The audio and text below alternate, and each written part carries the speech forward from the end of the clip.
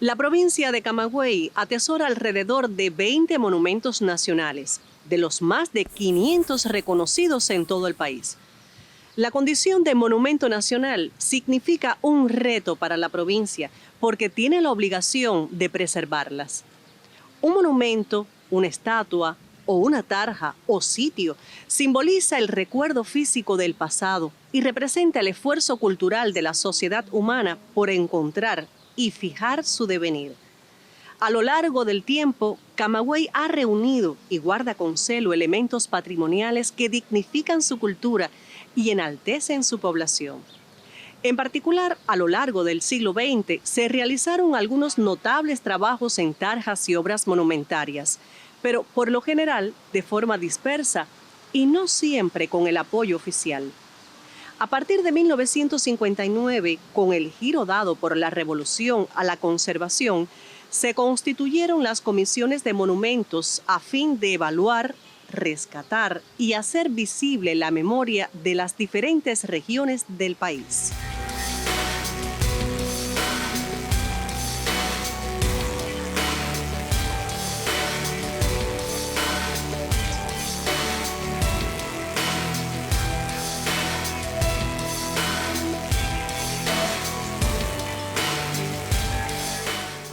Hoy en Memorias, Monumentos Nacionales en Camagüey.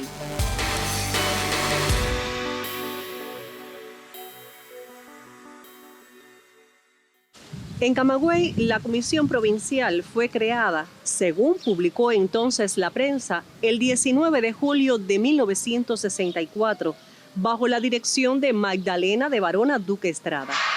El primer acuerdo del organismo fue el de declarar con estatus de protección inmediata y evitar demoliciones o usos indebidos a la iglesia y el convento de El Carmen, la Plaza San Juan de Dios y viviendas del entorno, el fuerte militar El Voluntario y la Quinta Simoni. La comisión obró con celeridad porque algunas de esas obras patrimoniales ya estaban en peligro de ser transformadas o desaparecer. Desde entonces hasta hoy, la labor de preservación del patrimonio ha ido tomando mayor relevancia e interés de las autoridades locales. En la actualidad, el territorio camagüeyano cuenta en su geografía con más de 200 sitios donde se incluyen desde tarjas conmemorativas a conjuntos monumentarios y casi 150 placas o tarjas para recordar acontecimientos y personalidades. Con el triunfo revolucionario cambiaría de forma definitiva el interés por el cuidado del patrimonio nacional. Así se dicta la ley número 2 que crea la Comisión Nacional de Monumento adscrita al Ministerio de Cultura y establece cuáles centros históricos, construcciones, sitios y objetos son monumentos nacionales o locales. Comenzaba entonces una labor minuciosa y especializada para otorgar las diferentes categorías establecidas. En Camagüey, desde 1973, la casa natal de Ignacio Agramonte obtiene la condición de monumento nacional. Se trata de la vivienda con valor histórico más importante de la región. Su relevancia se constata en el alto valor arquitectónico del inmueble, que data de mediados del siglo XVIII y recoge toda la huella hispánica, mudéjar y barroca de la arquitectura colonial cubana.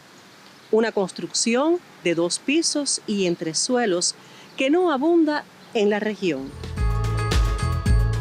Uno de los inmuebles camagüeyanos de mayor valor patrimonial es la casa natal del mayor general Ignacio Agramonte Loynaz, ubicada a escasos metros de la iglesia de Nuestra Señora de la Merced.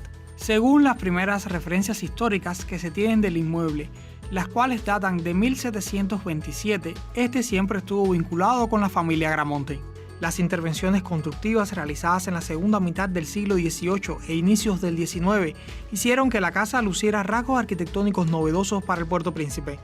Tan es así que, a decir del investigador Fernando Crespo, las características volumétricas, su altitud, así como los torreones y balcones aislados, dispuestos en su fachada frontal y lateral, le conferían a la casa cierto aspecto señorial habanero. En la República neocolonial, luego de que Dolores Betancur Agramonte cediera los derechos del inmueble, este dejaría de ser vivienda y perdería importantes valores simbólicos. En su parte alta llegó a instaurarse la sede territorial del Consulado Español y los bajos prestaban servicios de cafetería y comercio. En la década del 70 del pasado siglo se realizó una gran intervención en el lugar con el objetivo de hacer cambios de usos, restaurar sus valores arquitectónicos y dignificar el sitio histórico. Hay que decir que la casa sufrió algunas modificaciones en esta intervención, como la sustitución de las barandas metálicas de los balcones por madera y de los característicos suelos de barro por mármol. Fue así que en 1973, en el centenario de la caída en combate de El Mayor, el comandante en jefe, Fidel Castro, inauguró el Museo Casa Natal Ignacio Agramonte, el cual sería declarado el 10 de octubre de 1978 como Monumento Nacional, aunque no es hasta 1980 que se oficializa esta condición. El museo atesora objetos personales de Ignacio y su esposa Amalia. Muestra el mobiliario característico de la época, pero tiene en el revólver Colt 36 que llevaba Agramonte en el momento de su caída en combate uno de sus principales tesoros.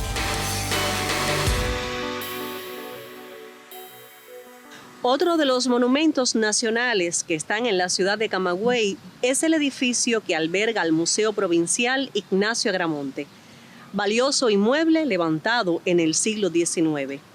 Antiguo cuartel de caballería, en la actualidad una parte del edificio lo ocupa el Museo Provincial Ignacio Agramonte y la Escuela de Artes. A partir del proyecto del ingeniero Juan Campuzano, la construcción comenzó en 1845 y concluyó 3 años después. Y aunque tuvo varios usos, abrió como museo el 23 de diciembre de 1955.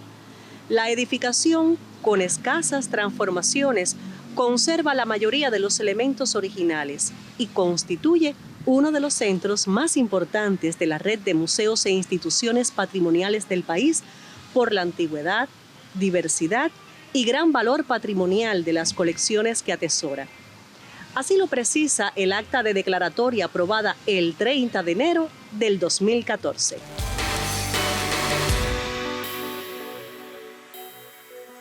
Continuamos nuestro acercamiento a otros monumentos nacionales camagüeyanos. Ahora nos referimos a la casa natal de Nicolás Guillén Batista, el poeta nacional cubano.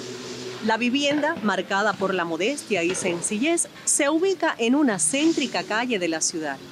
Se trata de la accesoria de la casa principal.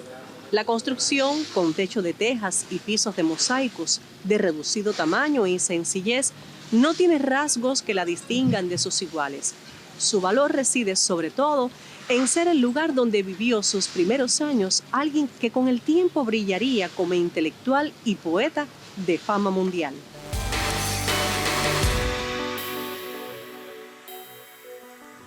El vistoso edificio que alberga el Instituto de Segunda Enseñanza es otro monumento nacional camagüeyano.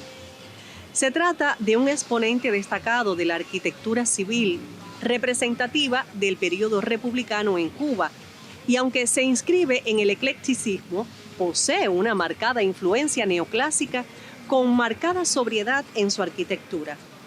En la edificación se utilizó mármol y granito para los pisos y yeso en las moldaduras y trabajos decorativos de los techos y molduras interiores, además de bronce para las lámparas y maderas preciosas para el mobiliario, que aún se conserva. El Instituto de Segunda Enseñanza, conocido por generaciones de camagüeyanos como el PRE del Casino, alberga una rica historia revolucionaria del estudiantado camagüeyano. En sus pupitres se sentaron alumnos de la talla de Jesús Suárez Gayol o Álvaro Morel Álvarez, cuyo nombre ostenta la institución educativa. Yo lo que quiero llamar la atención es no solo en la arquitectura del edificio, que abarca un buen espacio en la parcela frente a el Parque Enrique José Barona. Fíjate que está Barona enfrente, muy importante, y ahora está Gayol en el otro extremo del parque. Sin embargo, lo más importante para mí es lo que sucede dentro del plantel. El instituto, su programa de enseñanza, que fue muy abarcador, muy amplio, sobre todo en esta última etapa, en la ciencia, hasta la astronomía, en la agricultura, en el comercio, en otras muchas ramas, para que Camagüey se engrandeciera y las mentalidades de los cubanos, los camagüeyanos, se abriese más al mundo, al conocimiento, al avance, al progreso, al bienestar, en definitiva del pueblo. Y llamó la atención de que en muchos de los acuerdos que hemos logrado ver de las actas de la Asociación de Estudiantes del Instituto, ahí está fijado, ahí está plasmado todo lo que pretendió hacer el estudiantado revolucionario camagüeyano en ese periodo. Cuando yo te digo el estudiantado revolucionario, no me refiero solo al sentido político, sino al sentido de los cambios, del progreso que necesitaba Camagüey y el país en general.